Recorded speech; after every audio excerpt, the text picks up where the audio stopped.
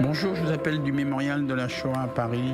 Cela commence par un coup de téléphone, une rencontre avant la transmission.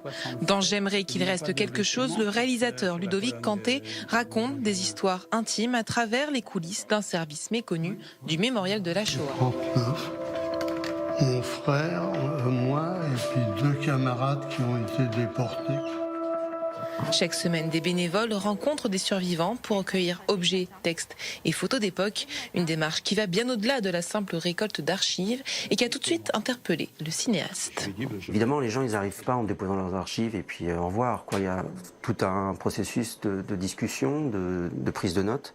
Et donc, quand vous avez quelqu'un qui arrive avec des objets qui ont été faits dans les camps de Drancy ou Pithiviers, cette personne est amenée à raconter son histoire, quoi. Donc, c'était ces petites histoires-là, moi, qui m'intéressaient. Ludovic Canté s'est infiltré pendant 1 an dans ce service, filmant les discussions sans aucun artifice. Résultat, un film sensible sur le besoin de transmission, avec cette phrase qui revient sans cesse. J'ai envie que ça reste... qu'il reste quelque chose.